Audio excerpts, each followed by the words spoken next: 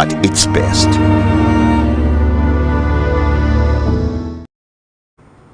Good morning once again and welcome to Church of Uganda Family TV. It is Issues at Hand, where we get to discuss a number of issues concerning our environment, whether positively or impacting negatively. That is why we have Issues at Hand here at Church of Uganda Family TV. Remember, we are powered by Protea Hotel by Marriott Entebbe, a place you'd want to visit at any time because their services are up there to the standard 5-star, you can't say, in this normal language of theirs. Now also have services like accommodation, very good services, and of course meals. You cannot want to live there minus grabbing a meal, or be it gymming and spa and swimming pool. All those services, please reach out to them or by getting the contacts there below, so that you can have a very wonderful stay at Protea Hotel by Marriott Entebbe. Today we are going to be discussing a very fundamental issue regarding the Uganda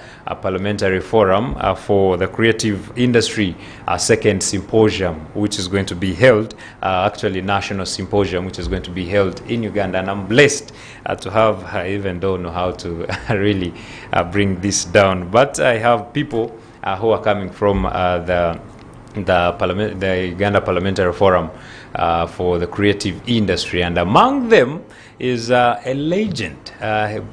People back then used to sing songs that even if they are sung in the 30th century, still some person there will vibe to them, and one of them is Obangaina. So Obangaina is a song that even every child right now, those who are being born, can listen to and really enjoy. So it is my pleasure to have you, Honorable Rachel Magoola, musician but turned to a politician currently.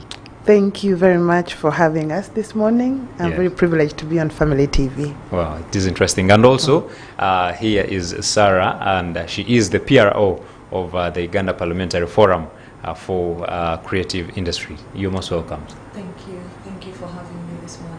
Okay. I'm very pleased to be here. Okay. So, and before we go any further to discuss this, I want Honorable to tell us briefly, what was the switch from music to politics? How did you decide that?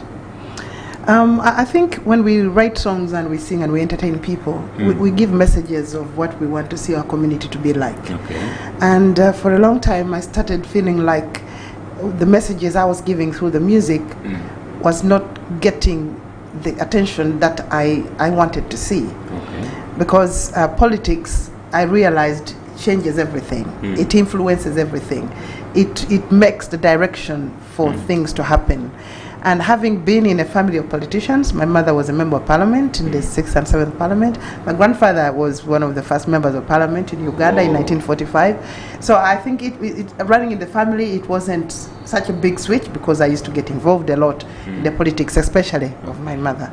So the switch was well, difficult. I mean, entertaining is easy. You sing for people who like to hear what you're doing. With politics, you have very divergent mindsets of different people from different parties, and you have to impress all of them that you are the right person to vote into parliament. So it was a hard climb, a shock for me. Still is, but I'm hanging in there. Oh, that is interesting. Yes. Okay. Yeah, sure. So I think let's start off a discussion about the Uganda Parliamentary Forum for Creative Industries second symposium, which is going to be held on the dates we shall get to know very soon. And now I want to turn to you, Sarah. What is the Uganda Parliamentary Forum for creative industry? What is its mandate? The Uganda Parliamentary Forum is mostly related to the frameworking of changing or amending some of the legislations or some of the rules and regulations, policies on creative industries in general. The forum was created to try to see how best we can make this industry thrive, be an add-on to the economy of the country, So through all creatives, it's very huge as an industry.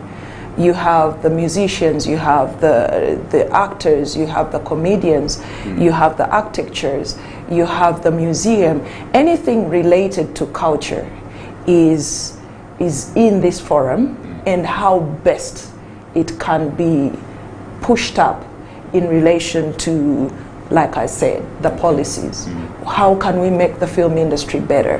How can we work with different organizations, different entities that are related to the creative industries? And I'm pretty sure Honorable is going to help me out to add to that in how best Parliament can push up these different policies and whatever we need to work on. Okay. Yeah, sure. Honorable, yes, you can add on that, but also after you define for us what the creative industry is and its significance to the impact, the economy in the country. Yes, we started this forum when I joined Parliament, having been an artist for many, many years, and seeing that there's a lot of, especially the legislative framework, there are laws that are obsolete, there are laws that are restrictive to the growth of the industry. So we started the forum. It includes members of Parliament who subscribe to it and support the creative industry. And we know that Uganda, being a very cultural and diverse country in terms of creative expression, all the members of Parliament who have joined because they understand that it impacts society in a very fundamental way.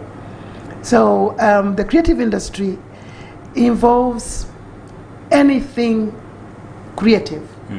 Somebody who uses their talents, their mind, their skills to create something.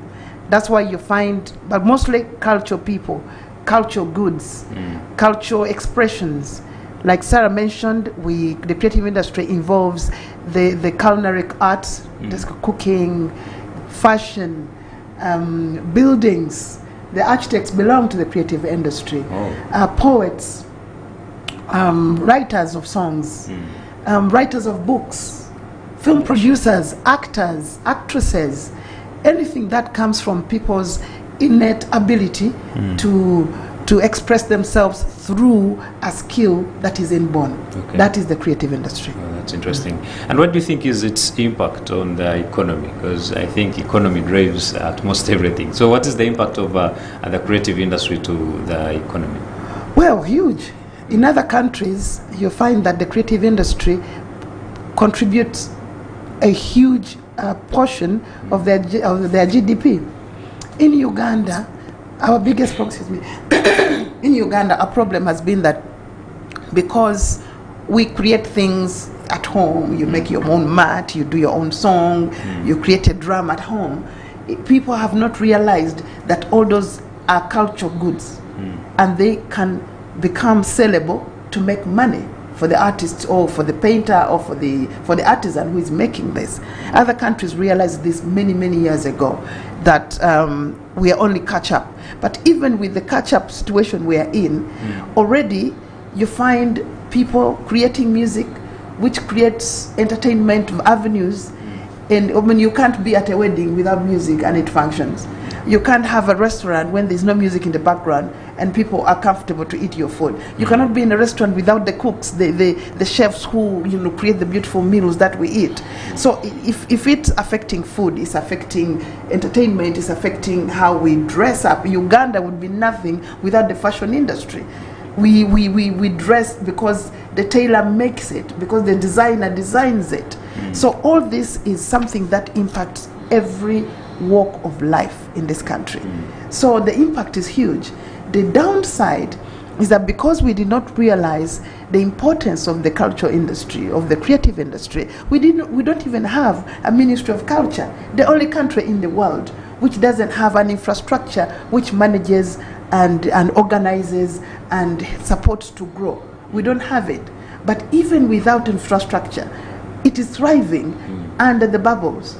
So you hear, I'm sure you have seen a lot of discussions in the media where artists are demanding for support, because our art contributes to the economy of this country. But giving back to the arts is very, very minimal. In fact, we had a meeting where African countries, I think it was in Ethiopia, it was decided that all governments must put aside 1% of their budgets back into the creative industry to support it to grow. So if you do something and you're earning from it and not as much as you should earn, you're losing out. And many actually reach a point and they give up participating in the creative industry. And yet if it is supported, it's a huge industry. Uganda has got women, the bigger number, the youth, the biggest number, involved in the creative industry. If we support the growth of that industry, it means we are supporting the women, we are supporting the youth of this country, and our economy will grow. Oh, well, that's interesting. Now, Sarah, to add to that, the creative industry and the development of the economy is, to me, is what we call the invisible opportunities that we do have in this country. Because when you look at Katwe, for example, those creatives that are down there, that are breaking down the metal to create something, they all add to the economy. The mechanics that are building from nowhere to patch up a messed up car that was in a car accident to look what it is, they're all creatives. They add to the economy. But the problem we do have is it's being invisible. We don't see it, we don't feel it, but it's there and it's adding to the economy. But the problem we do have at the very, very moment is that we don't see it, but it's there. But I'm really happy that, say for example, the Ministry of Education is saying we need to help our young students to be creative so they can start becoming part of the economic growth at a very young age. So we are seeing it in a very different way, but it's there. Okay. So it is imperatively important to see how best we can bring it up to be an economic, entity where we can actually have numbers that, hey, creative industry has brought so much money into the country, and compare it with other products, say like coffee. We need to get to that point. Okay. So that's what I can say on that. And maybe can you also add on that? Maybe we are a country that is facing a huge gap in terms of unemployment. How is the creative industry trying to address this issue? Extremely well. The biggest population, I think, is our youngsters. Yeah, sure. It's the biggest population. But they try as hard as they may be to see, okay, where do I go? In music, in filming. We have so many youngsters in the film industry, in acting, in trying to create sandals. How can I make little shoes? How can I make something that I can have a living? Even if I go to school, even if I don't have any education background. So creative industries opens up opportunities for our youngsters, our women who can sit home and make something. Daddies, crafts, clothing, whatever, to have some type of income. And they may not see it, but they do bring a lot of money to the country. Okay. But we just don't see it. We don't have numbers to say, hey, this is exactly what it is. Okay. So, yeah. Okay, Honorable. Yes, I please. think here in the country, we can all testify that the talent is there. So what could be the hurdle that is limiting us to reach to the standards of maybe the international standards? Because we are not scooping so many awards from the international level. What is the hurdle between there? Like you said, the infrastructure to support the industry is very limited. Yes, in the schools, children will sing songs during festivals, they will maybe create some songs, but after that, what next? How have we set up a market to consume our own work? We get a lot of music from abroad. We got movies from South America. All these are playing on TVs. which stations are playing our Ugandan films at a level that everybody wants to buy and watch a Ugandan film. Because if somebody buys a Ugandan film, that means that all the actors in that film have got an income. The writer, the producer, all those people who are behind the scenes in preparing that film will be earning an income. But without that infrastructure, we don't even know the numbers yet. The Parliamentary Forum organized a research through Parliament, and we got some numbers, but it was a limited research. It needs to go, we need to map and know how many artisans do we have in the country? What kind of support are they getting to improve their craft? How many dancers are in this country? How best can we train them to become internationally competent? How many songwriters are doing music that promotes the Ugandan culture, the Ugandanness of who we are, so that if somebody is in South America, he will listen and say, wow, that is music from Uganda. That's the infrastructure I've been talking about. Through the schools, the training institutions, apart from Makerere University, which has got an MDD department, and Chambogo University, where are the music schools? We have the British Kampala Music School. They've done some work there. But what about in Gulu? If somebody doesn't come to Kampala, he will not be able to play a violin because it's only taught in Kampala. So for instance, the mandates of, for instance, the UNCC, the Uganda National Cultural, I forget the name now, is supposed to build hubs around the country, so that if somebody is in Imbarara, he can say, if I go to that artistic hub, I can access a studio to record my music. I can access a trainer to teach me how to make my baskets. I can access services, people to point me in the right direction so that I can develop my art. This has been since 1959 written in that UNCC Act, but has never been implemented. So we lose out on developing the very, very talented people who are in Moroto, who are in Nakapiripit, who are in Kasese. And Uganda being a culturally diverse country, every tribe has got a unique something. We have 53 plus tribes here, and each one has got its own artistic, whether it is in the artifacts, or in the food, or in the clothing. I mean, somebody should have by now have come up with a fashion that depicts the Gomez in the modern world. When we are picking from our own cultural creativity to produce things that can go on the runway in London, and they will say that comes from Uganda. So the Parliamentary Forum, all we're trying to do is bring out all this information which a lot of people don't know or do not recognize or respect. So as a forum, we are looking into repealing, amending the laws that exist that are not supporting the growth of the industry. We are pushing forward to see that we have a national culture policy.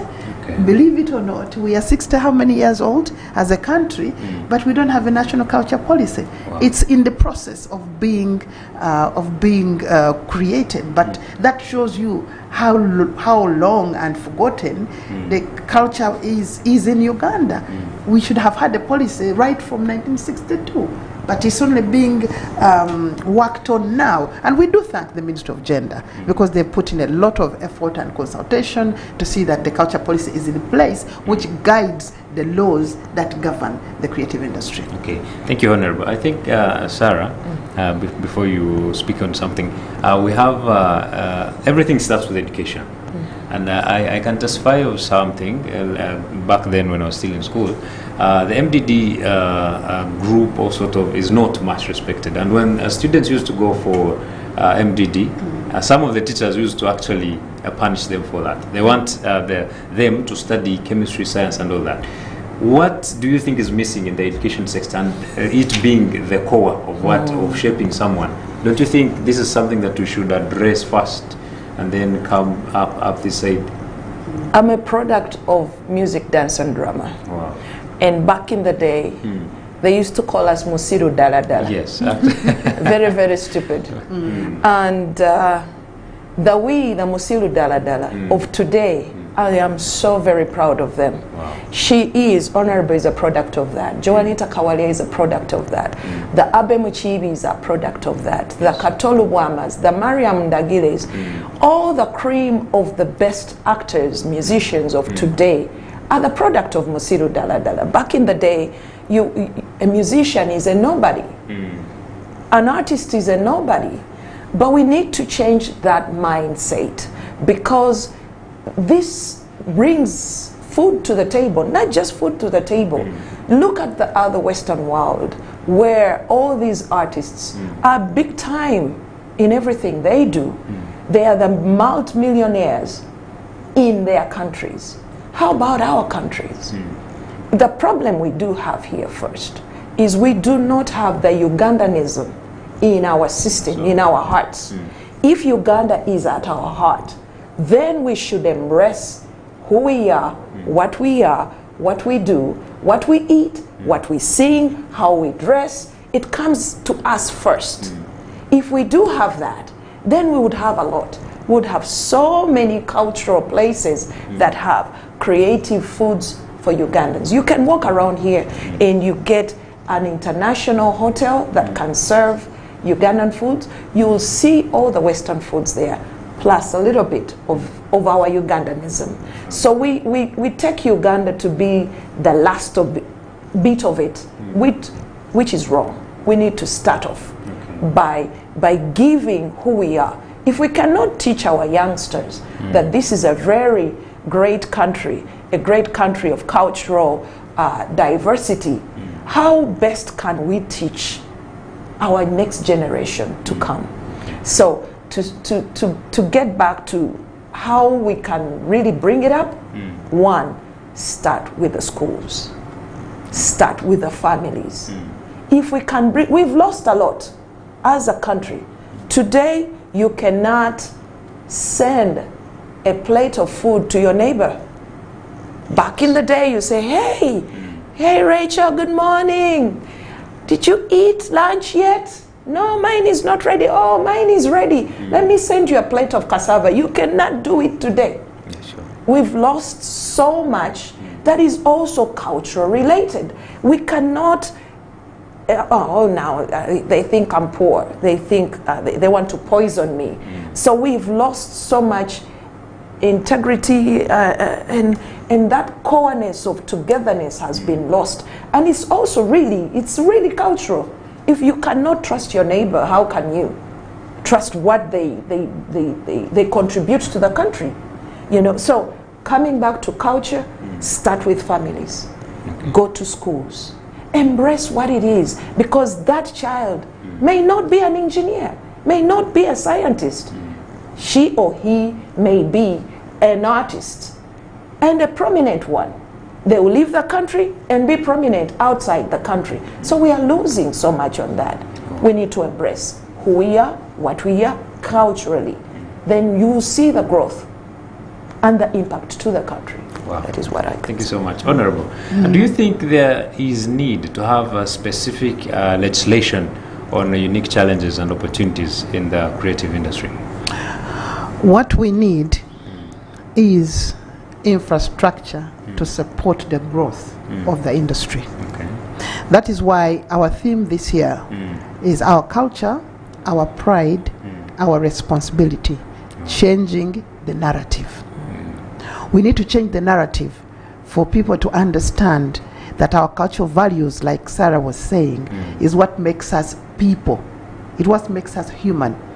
Today, you should not be surprised that corruption, we are almost failing to get a hold of corruption, because that is a lack of the value of empathy, of transparency, of accountability.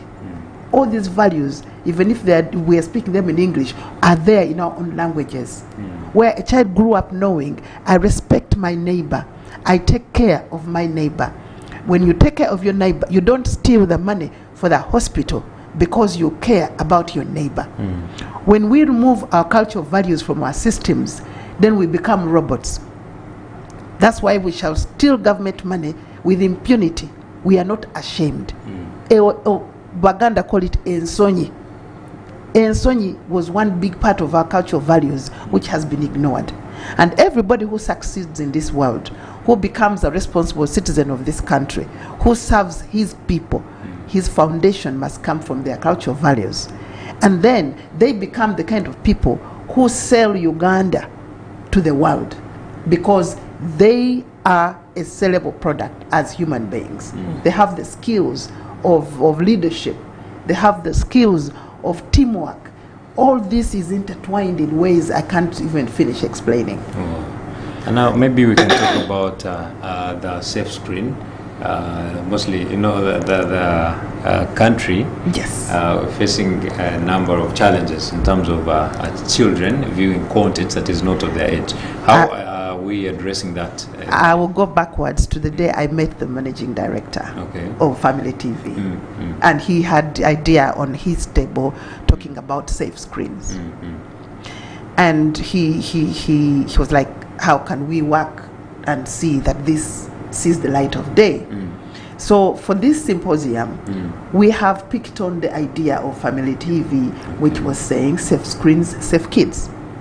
You will see that the media, social media, television, everything media is not protecting children from unsafe content.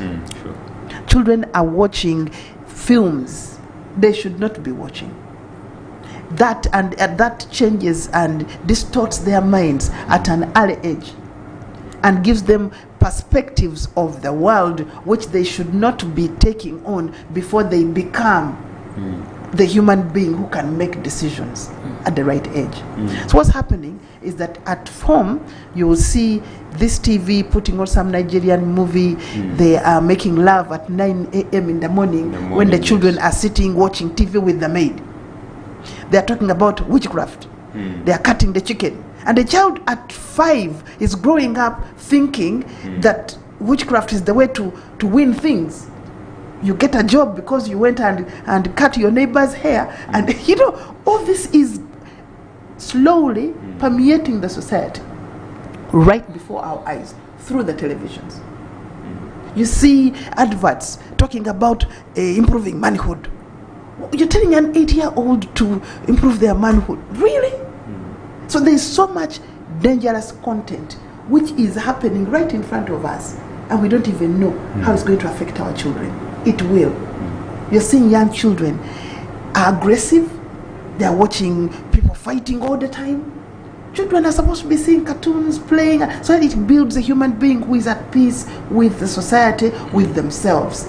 And then when society challenges them, they will approach things with that mindset of a calm person who can look into a situation and make the right decision. But now, because they keep watching violent things on TV, they fight before they even talk, before they even analyze the situation in which they are. So safe screens, we're having this discussion, I think it's on the 1st at 10, where we have panelists from the media.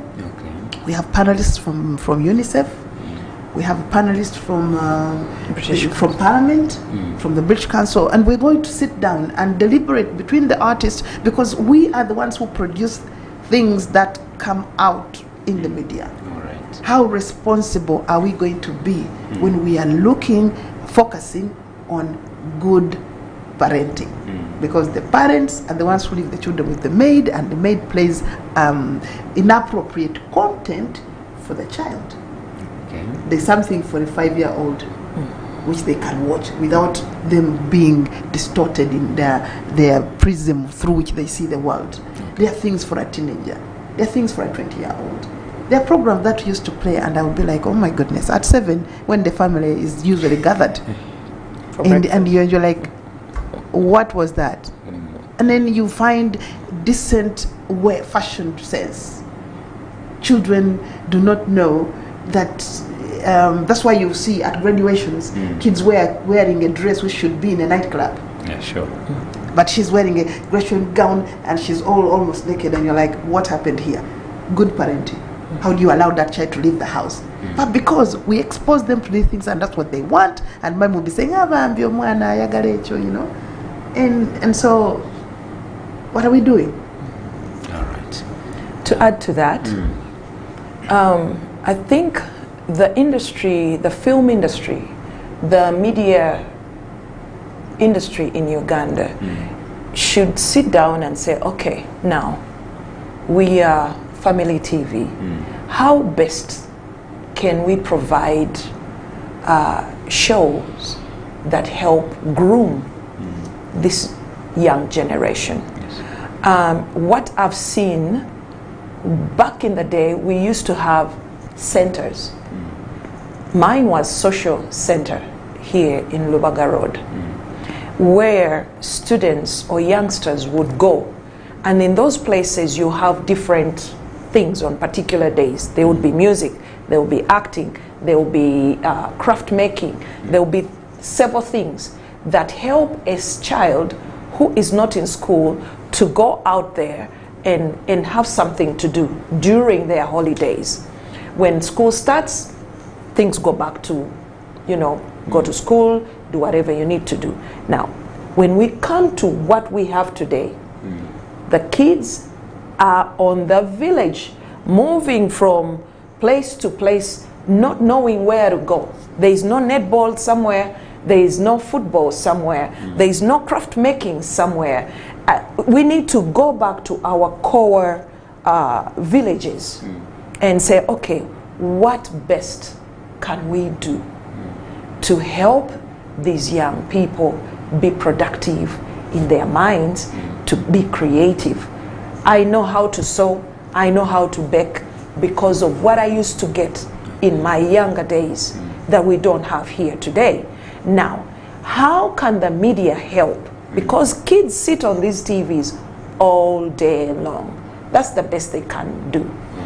Sit on TV and then afterwards go whatever. How best can the media help in bringing these different activities that can be made with no hassling of going here or there? How can they help this community to become productive in their homes?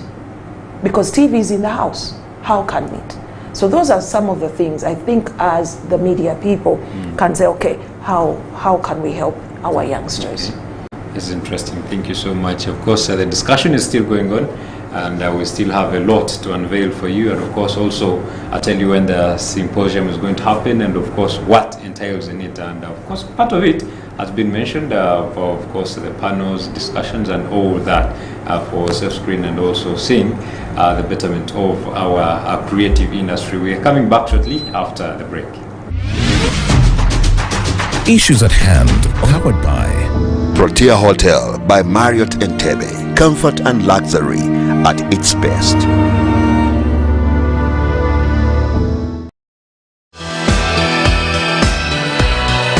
This is Church of Uganda Family TV, enriching lives.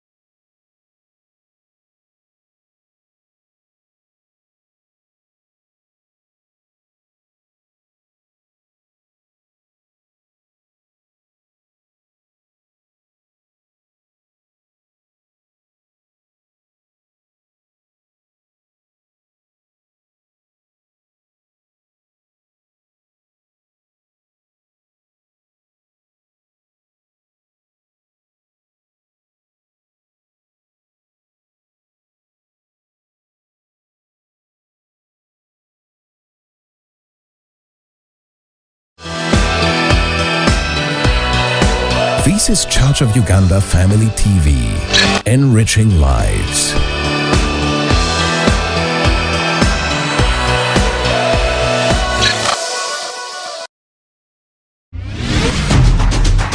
Issues at hand, powered by Protea Hotel by Marriott Entebbe. Comfort and luxury at its best. Welcome back. You're still watching Issues at Hand here at Church of Uganda Family TV, and we are powered by Protea Hotel by Marriott in Entebbe. In studio with me is Honorable Rachel Magoola, and of course Sarah, who is the PRO of the Uganda Parliamentary Forum for the Creative Industry. And of course we're discussing about the second National Symposium, which is happening soon. So I want Honorable, you digest for us what the role for the creative industry is in promoting cultural bondage or cultural, what the role is in sharing culture internationally. Well, I mean, every country in the world is known by their cultural style, their food, their clothes, their language, their architecture, their artifacts. That's what makes somebody say, I am Ugandan, I am Chinese. If you dropped in China blindfolded and you woke up and they ask you where you are, all you have to do is look around and you'll know you're in China, because their building style is typically Chinese. If you go to France, if you go to Denmark, that's what the creative, it gives us the identity to be who we are. And when you know who you are, then you know where to go, and you use what you have to become who you can be. Now when you lose that originality in you, then you start trying to become somebody else, and you can never really be somebody else. You can only be a copycat of somebody else. That is the challenge we have in Uganda. We were just discussing before that social media is determining the way people talk. Abusive, derogatory, pornographic, and parents don't even know how to, have lost the power to control what their children are consuming. That is a crisis. In the next few years, I think people will be throwing dirty words at each other on the street.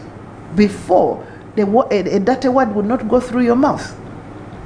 But Americans swear, we decided to copy that. Swearing in Uganda is shocking, but it's becoming the way of life. So now, until we know who we are and we promote the cultural values that make us a good that is unique and sellable, we need to go back to that point and try to rebuild our system as a cultural country which has got its cultural values, which can build a society.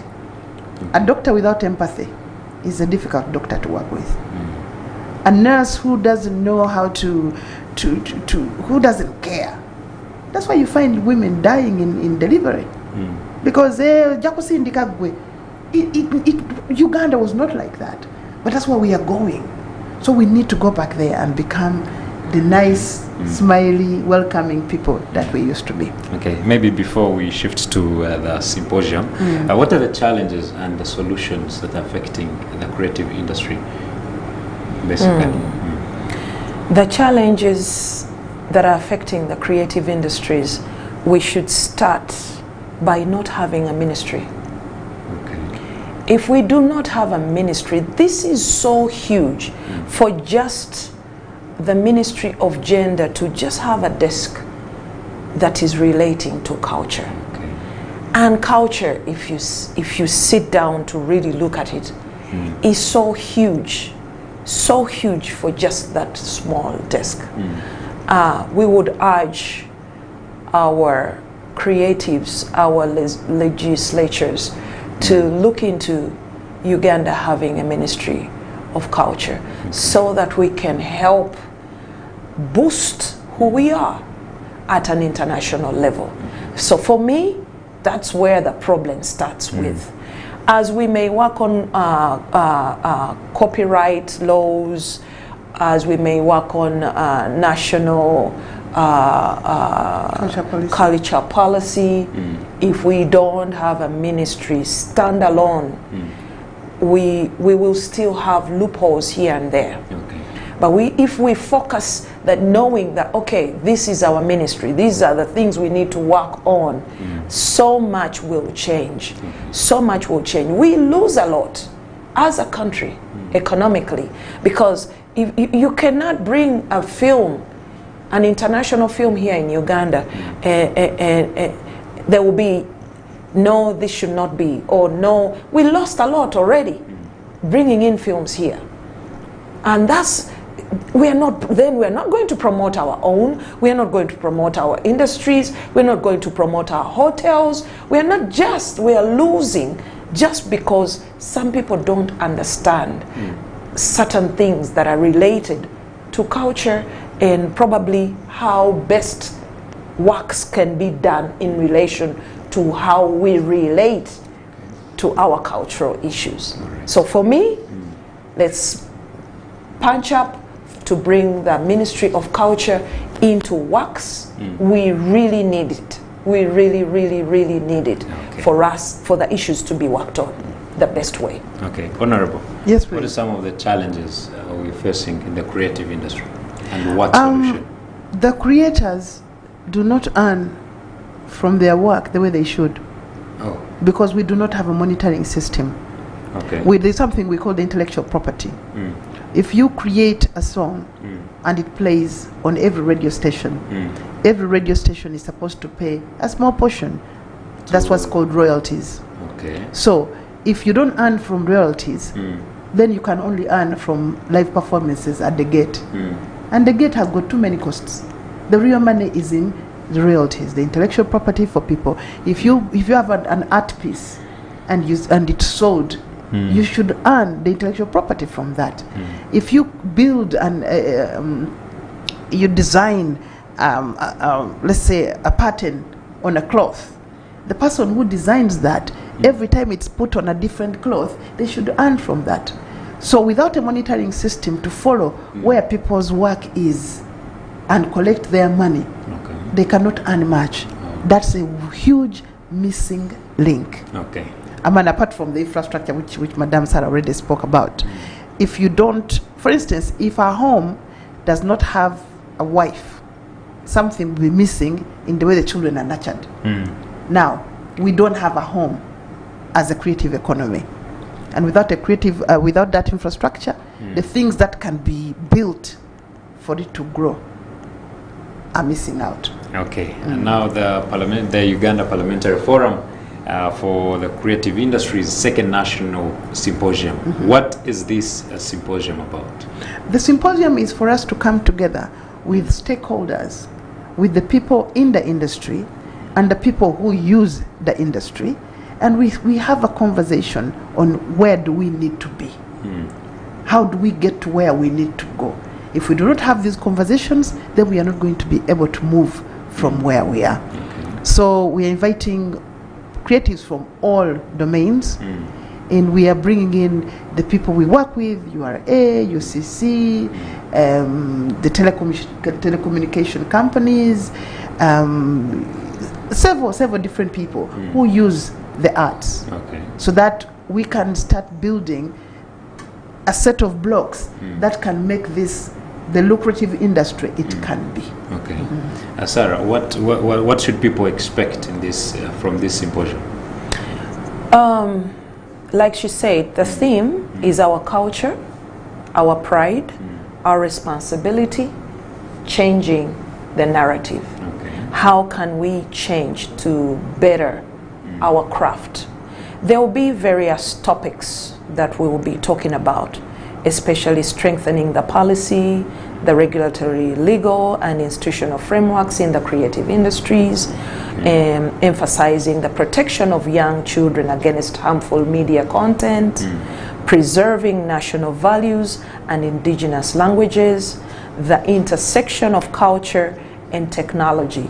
These are the things that are actually rotating around us on a daily basis. So these are very key, important topics that will be discussed in depth, and questions will be asked, and then see how best we can change our industry. Okay, so who should be part of this event, and how, and then when is the event?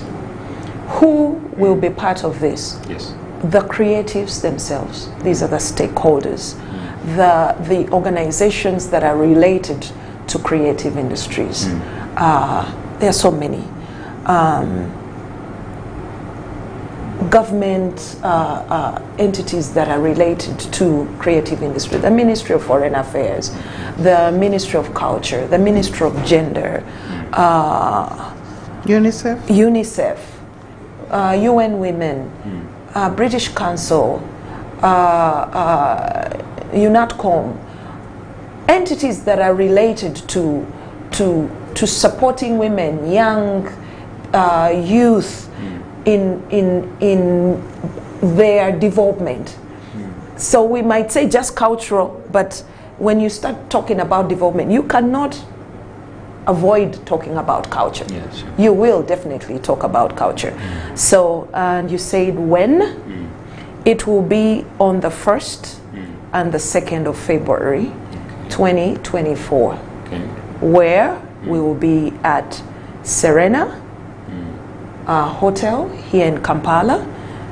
Time will be from 8 o'clock till 4 or to 5 o'clock, depending. Sometimes the discussion, the last symposium we had, we went way beyond what we expect, because people were yearning to talk about these issues. Okay, and maybe Honorable, how have you considered the inclusivity of every creator to join this symposium? We have written to the different associations that take artists, that govern artists. We have the National Culture Forum, we have UMA, we have the film industry stakeholders, we have theatre, we have the literary arts, we have people from fashion industry, we have people from the culinary industry. We have tried to spread out representatives from the different arts. So we believe that a lot of groups have been represented well. Okay, maybe as we wind up, any last words to the people out there? I just want to thank you for inviting us here, and I know you're going to be there. Oh yes, sure. Yes, we need all of you, the media, there, so that we can have this discussion. We are interrelated, we are interlocked. We can't work without each other, so we want you to come. And all those who are out there listening to us, please watch it on TV. And you can send us messages. We'll have a link. We'll have a live link where you can send in your thoughts and participate in the symposium. Even if you do not get an invite, you can participate on a live link. And I hope we shall have great deliberations. And I thank you so much for supporting Family TV. Oh, thank you. Sarah, maybe last words? Sure. Thank you, Family TV, for hosting us. And viewers, thank you for watching. We are looking forward to build our culture in this nation block by block. It cannot take one day, but I'm urging families to start with home. Start with the home. Make some little changes. It cannot just go within a day. Make changes to better who we are, to better our children, to better our families, and to better our country at large. Thank you so very much. No, thank you so much. That has been Sarah Namlondo, who is the PRO of the Uganda Parliamentary Forum for Creative Industries, and also Honorable Rachel Magoola. And of course, I don't think this is this is okay. Can we please have Obanga Ina? Oh wow! Okay, Yes. With pleasure. Because that is what I'm asked practically everywhere I go. So I will say, Wamala ebiseera ne ssente oli wa Magureti, wagula oludozi olw'omwenda ogulira Magureti, wajjanga mu disco edda emisana akulwa Magureti, Obanga ina Obangeyo. There you go. You are creative, man. Thank you so much, Honorable Rachel Magoola, and of course Sarah Namlondo for accepting the invite, and of course discussing to the nation matters concerning the creative industry. My name is Luke Majumba Leneto, and we appreciate that you have joined us here today on Issues at Hand. Have yourselves a lovely day. Issues at Hand, powered by Protea Hotel by Marriott Entebbe. Comfort and luxury at its best.